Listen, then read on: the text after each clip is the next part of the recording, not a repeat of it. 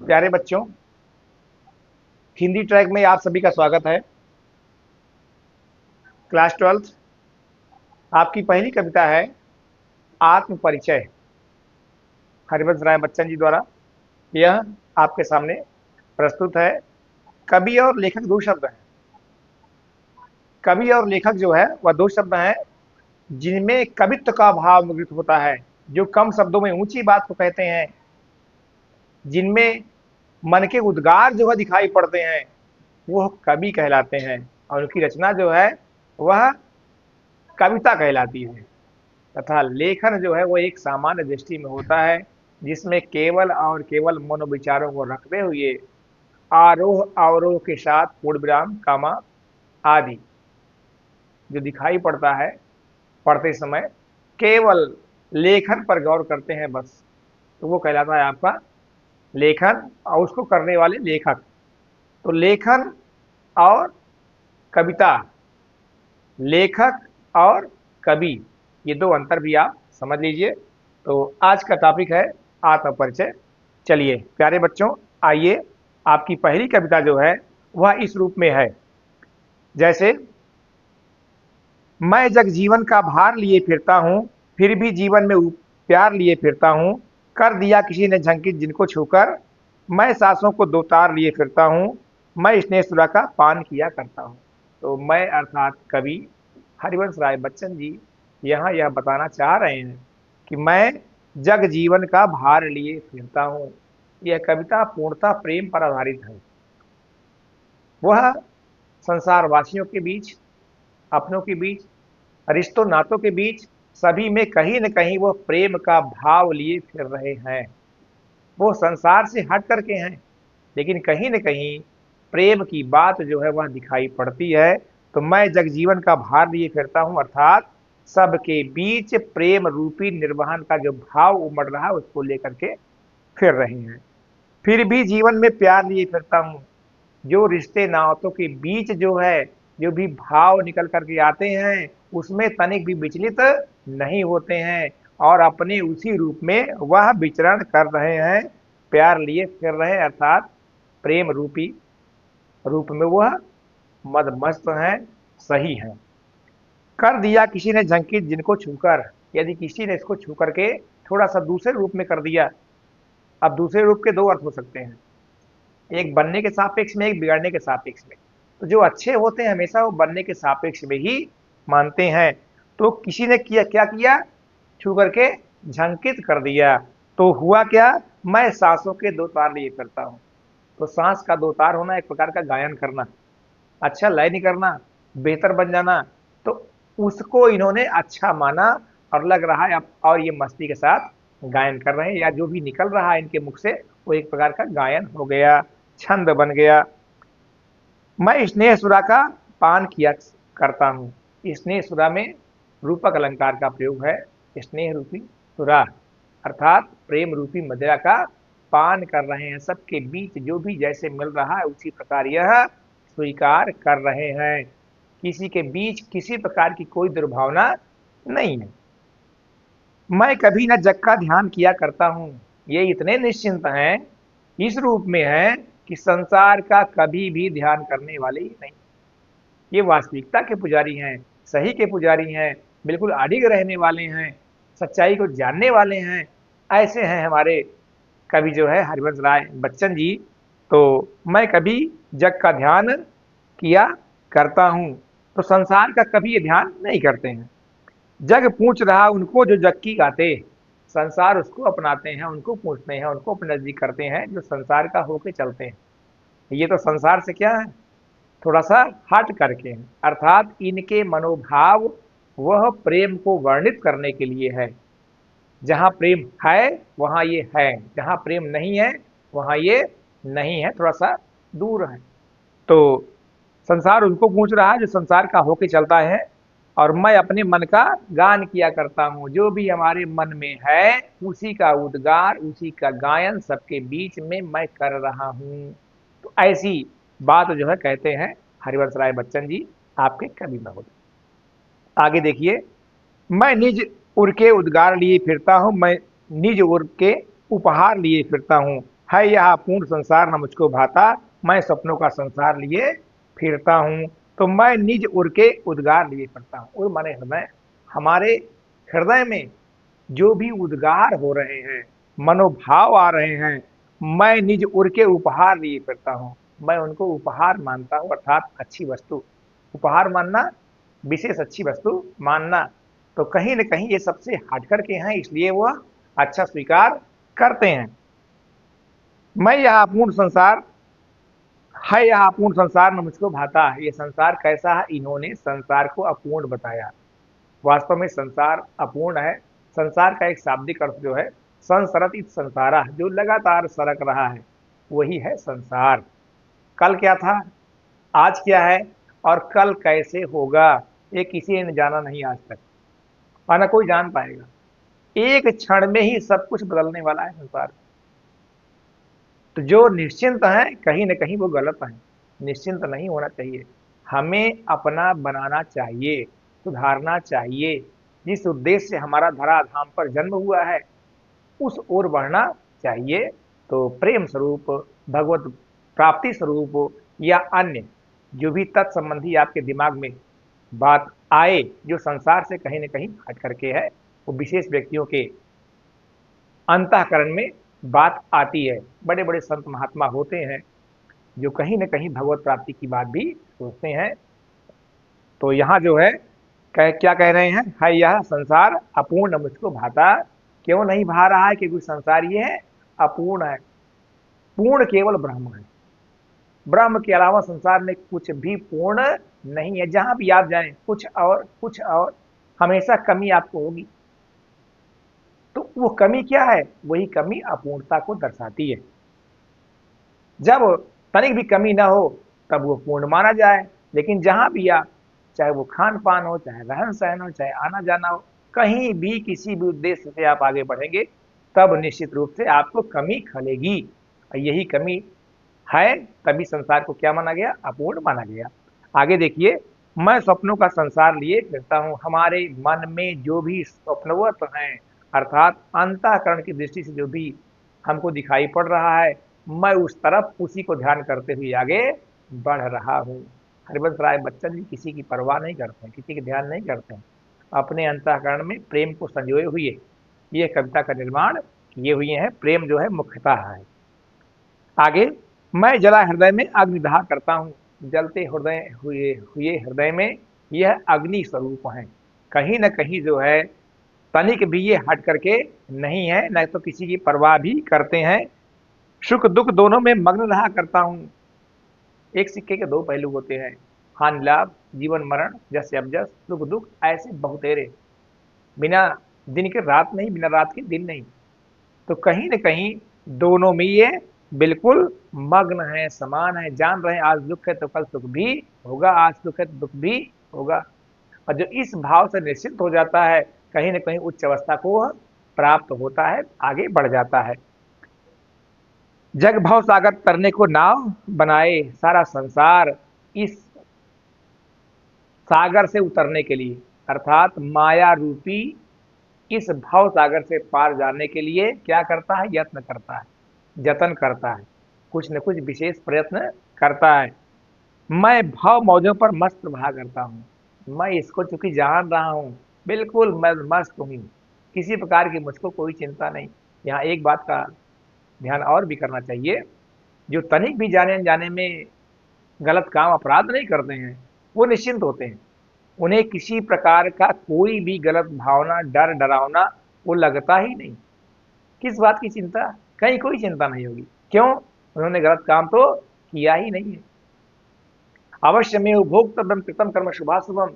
शुभ अशुभ जो भी कर्म हमारे द्वारा किए जाते हैं, उन्हीं का फल हमको प्राप्त होता है। तो जब ये गलत नहीं है, तो गलत कहाँ से मिलेगा? इस अभिप्राय से ये बात कही गई है। तो मैं भव भोजों पर मस्त बहा करता हूँ। बिल्कुल मैं मस्त हूँ, किसी प्रकार की कोई चिंता है ही नहीं है। ये था आपका सेकंड। थर्ड जो है, मैं यौवन का उन्माद लिए फिरता हूँ, उन्मादों में अवसाद लिए फिरता हूँ, जो मुझको बाहर रुलाती भीतर। मैं हाय किसी की याद लिए फिरता हूँ। लास्ट की पंक्ति मैं किसी की याद लिए फिरता हूँ, ये प्रेयसी को संबोधित है। ये जो है याद करते हुए रचना की गई है। तो मैं यौवन का उन्माद लिए फिरता हूँ।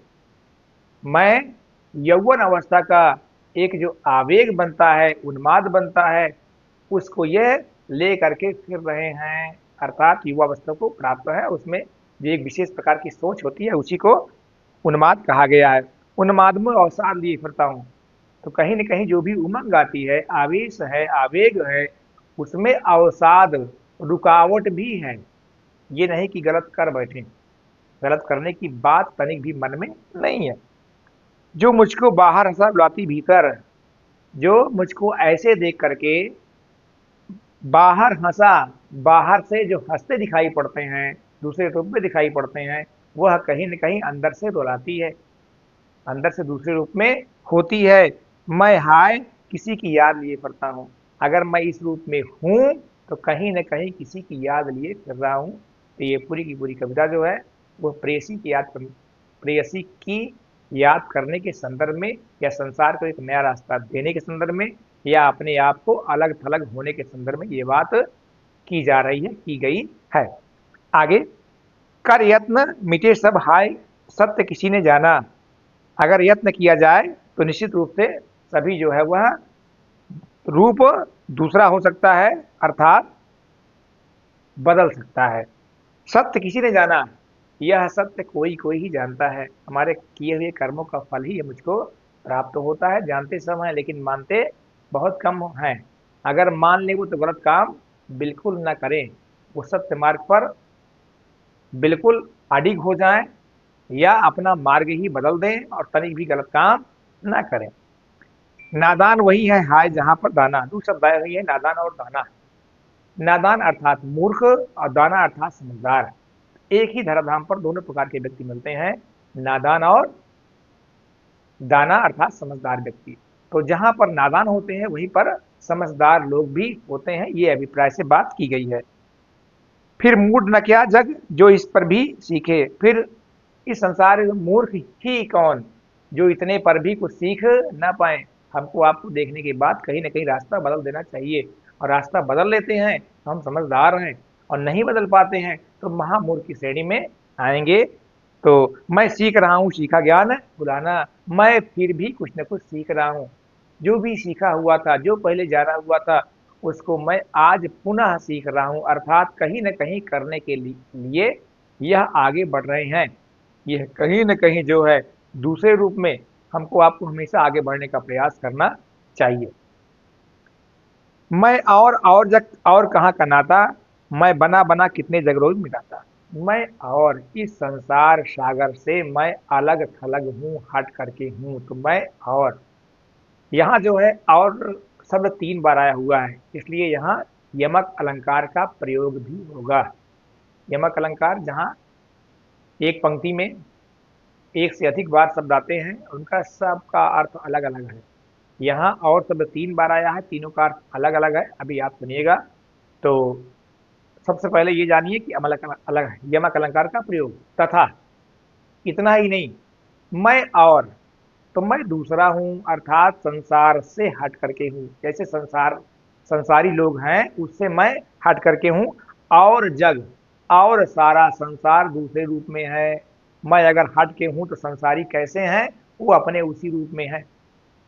काम क्रोध मद लोभ मोह माया मत्सर आदि, जहां से थोड़ा सा ये अपने आप को हटकर मानते हैं वो उसी में रत हैं। और तीसरा, और कहाँ का नाता। अब तीसरा एक प्रकार का संबोधन हो रहा है, दोनों के बीच सामंजस्य हो रहा है। कहाँ संसारवासी और कहाँ हम, तो ये अलग थलग बताने के संदर्भ में तीसरे और का प्रयोग किया गया है। एक अपने संदर्भ में जो संसार से हट करके है, एक संसार के संदर्भ में जो संसार वासियों के लिए है, और तीसरा मध्यस्थता के या अंतर के संदर्भ में है, जो और के माध्यम से संसारवासी और स्वयं आपके कवि महोदय से हट के बात कहने की बात की गई है। आगे, मैं बना बना कितने जग रोज मिटाता। मैं बना बना करके संसार में कितने भी मनोभावों के कितने भी रूप को रोज मिटाता हूँ। अर्थात बहुत सारी कल्पित भावनाएं आती हैं और जाती हैं, मिटती हैं। जग जिस पृथ्वी पर जोड़ा करता है वैभव, सारा संसार जिस पृथ्वी पर जो है वैभव माने धन संपदा इकट्ठा करता है, जोड़ा करता है, कहीं न कहीं जो है एकत्र करता ही रहता है सारा संसार। ये चूंकि सारे संसार से हट करके हैं, इनकी दृष्टि कहाँ हो रही है? संसार वासी पर हो रही है।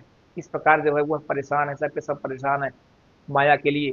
संसार कैसा है? माया रूपी है। जो माया रूपी संसार है तो यहाँ क्या होगा? माया ही होगी, माया के अलावा कुछ नहीं। ये शरीर हमारा पूरा जो है वो माया का ही है।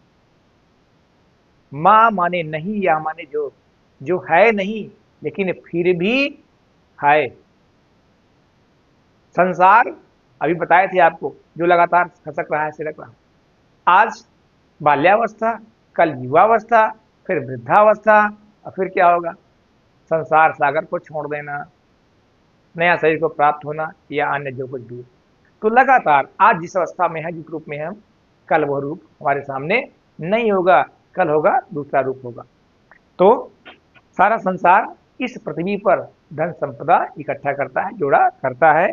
मैं प्रतिपग से उस पृथ्वी को ठुकराता है, मैं अपने पैर से उस वैभव धन संपदा का तिरस्कार करता हूँ, अर्थात उसे स्वीकार नहीं करता हूँ। मैं उस रहस्य को जानता हूँ, उसका मैं छेदन करता हूँ। मैं निज रोदन में राग लिए फिरता हूँ, मैं अपने रोने की स्थिति में सारे संसार को देख करके क्या कर रहे हैं? ये थोड़ा सा विरागी हो रहे हैं। तो मैं निज रोदन में राग लिए फिरता हूँ, कहीं न कहीं प्रेम और दूसरा रूप दोनों में जो है एक सामंजस्य बना करके रूप रखने की बात यहाँ किए हुए हैं। और शीतल वाणी में आग लिए फिरता हूँ, मैं सारे संसार को बताने के लिए, जताने के लिए जो है प्रेम से अपनी बात को कहता हूँ, लेकिन फिर सारा संसार जो है उसको दूसरे रूप में अपनाता है। इसलिए यहाँ शब्द प्रयोग हुआ शीतल वाणी में आग।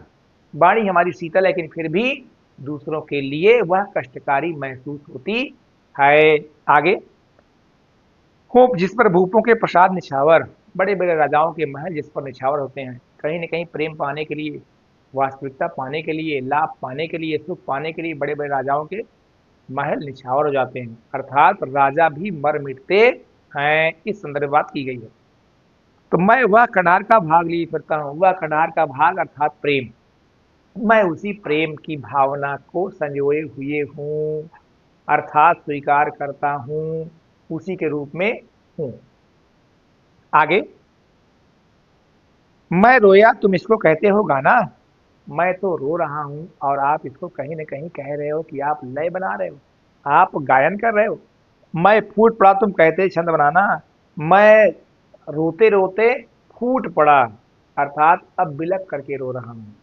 प्रेम पाने के उद्देश्य से, प्रेम के उद्देश्य से ही मैं संसार में फिर रहा हूं और उस प्रकार की बात सबके बीच कह रहा हूं। आवाज में तेजी है, तो आप क्या कह रहे हो? कि आप छंद बना रहे हो, अर्थात मैं उसका गायन कर रहा हूं।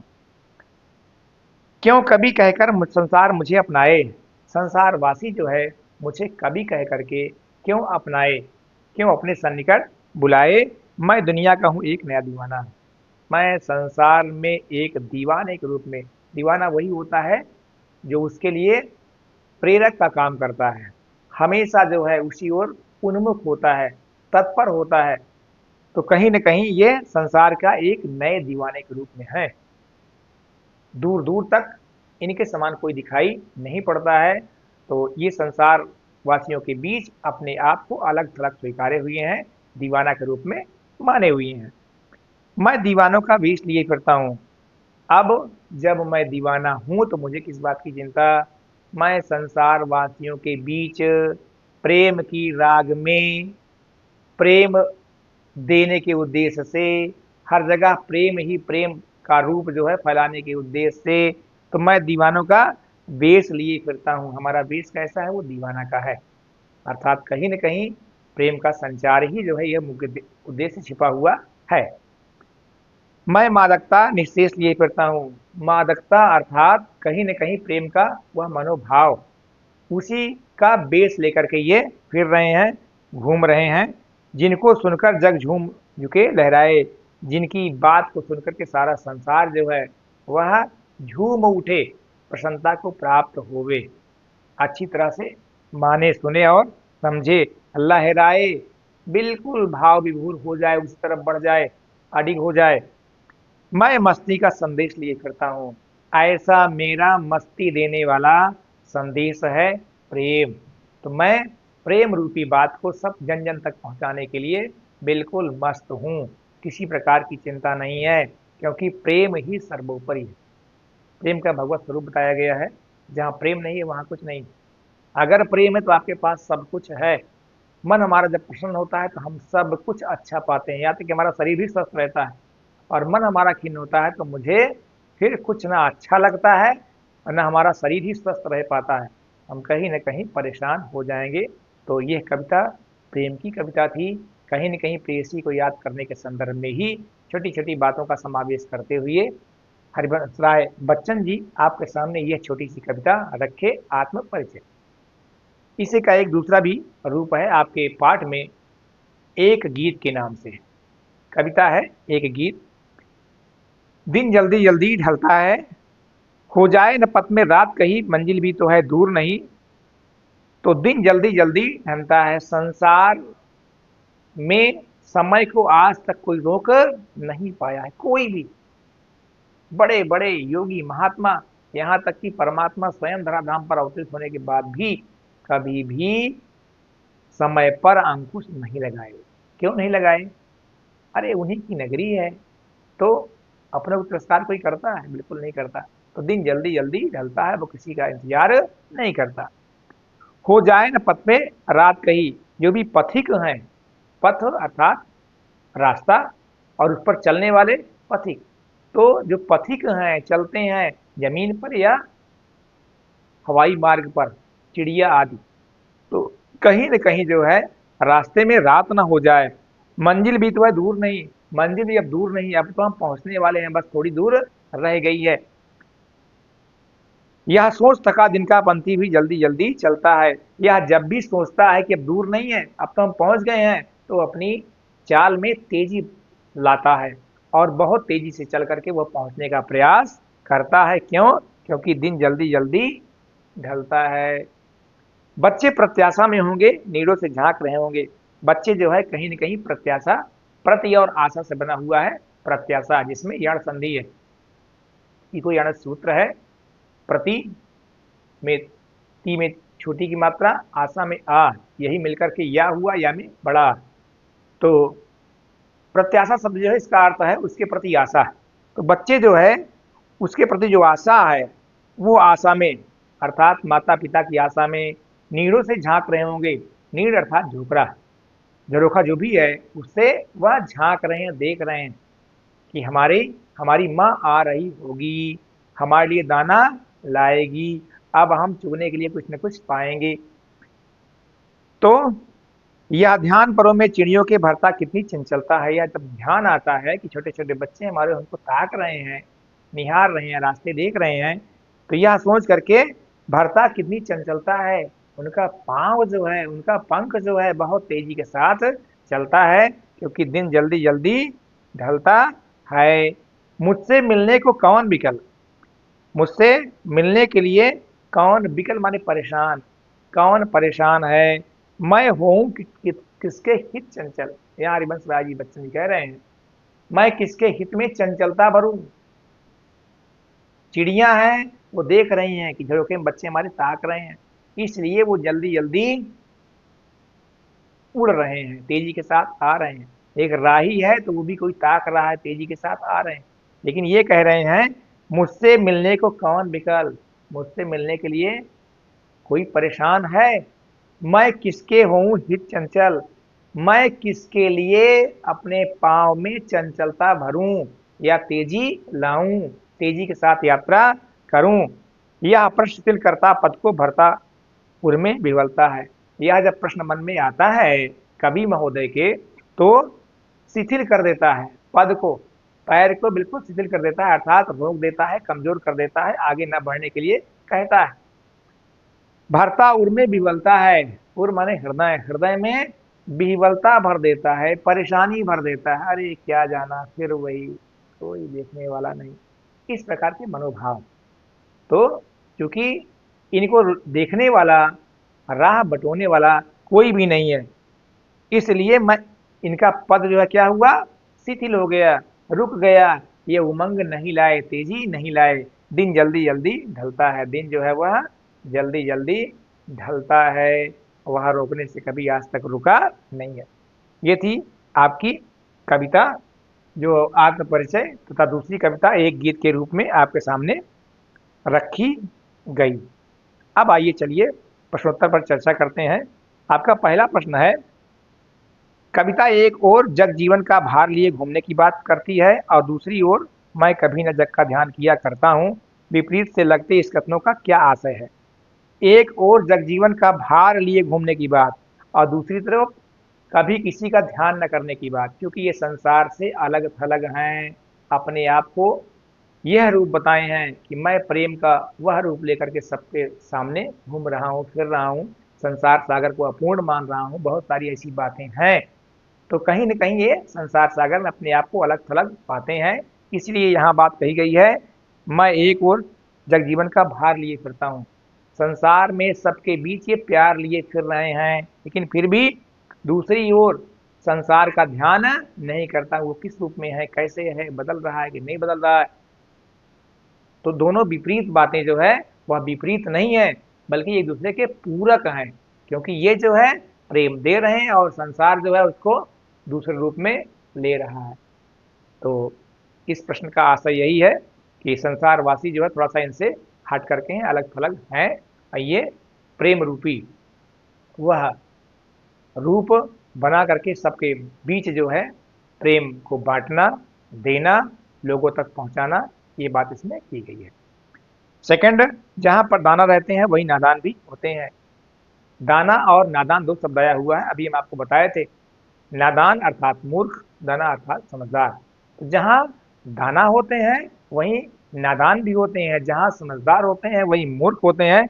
कवि ने ऐसा क्यों कहा, क्योंकि संसार है, इसमें तरह तरह के लोग हैं, एक सिक्के के दो पहलू होते हैं। जो अच्छे ढंग से बात को समझ जाए, मान जाए, उसी प्रकार चले, वह व्यक्ति निश्चित रूप से दाना है अर्थात समझदार है। जो माने ही ना, हट करके कार्य करे, आपको महत्व ना दे, प्रेम की बात को ना समझे, वह व्यक्ति निश्चित रूप से नादान है, मूर्ख है।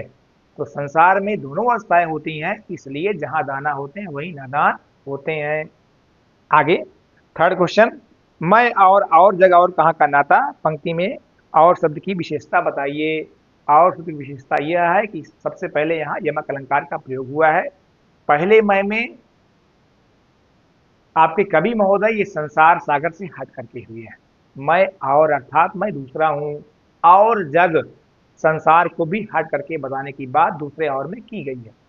और जग कहाँ का नाता, तीसरे और में कहाँ कहीं न कहीं जो है दोनों के रूप को अलग थलग बताने के लिए ही और शब्द का प्रयोग किया गया है। तो एक अपने लिए अलग थलग, एक संसारवासी के लिए, और एक में दोनों का विलोमभाषी होना, हट करके होना, तीसरे और का परिचायक है, रूप बताया गया है। क्वेश्चन नंबर 4, शीतल वाणी में आग होने का क्या अभिप्राय है। शीतल वाणी में आग अलंकार ये प्रकार का विरोधाभास है। वाणी शीतल और फिर आग कैसे, कहीं न कहीं वाणी शीतल है, वह आग नहीं है, आग है तो आपके लिए, अर्थात हमारी बात आपको अच्छी नहीं लगती। आग अच्छी लगे, बात अच्छी लगेगी तो आप आग का महसूस नहीं करोगे, आप भी प्रेम पात्र बन जाओगे, हमारी बातों को आप स्वीकार करोगे। तो प्रस्तुत पंक्ति में विरोधाभास अलंकार का प्रयोग है। नेक्स्ट क्वेश्चन, बच्चे किस बात की आशा से निरों से झांक रहे होंगे। बच्चे कहीं न कहीं खाने पीने के उद्देश्य से, पेट पाचन कुछ न कुछ भूखे हैं, मिले तो माता पिता की राह देखते हुए वह जो है खाने पीने के उद्देश्य से, अपनों को पाने के उद्देश्य से झरोखे से झांकते रहते हैं, ताकते रहते हैं, इस उद्देश्य से ये बात की गई है। नेक्स्ट, दिन जल्दी जल्दी ढलता है कि आवृत्ति से कविता की किस विशेषता का पता चलता है। दिन जल्दी जल्दी ढलता है, ये आवृत्ति बार बार हो रही है, अर्थात सारा संसार कहीं न कहीं आगे बढ़ने, तेजी के साथ चलने के लिए ही उद्यत है। सारा संसार, इससे कोई बचा नहीं हुआ है।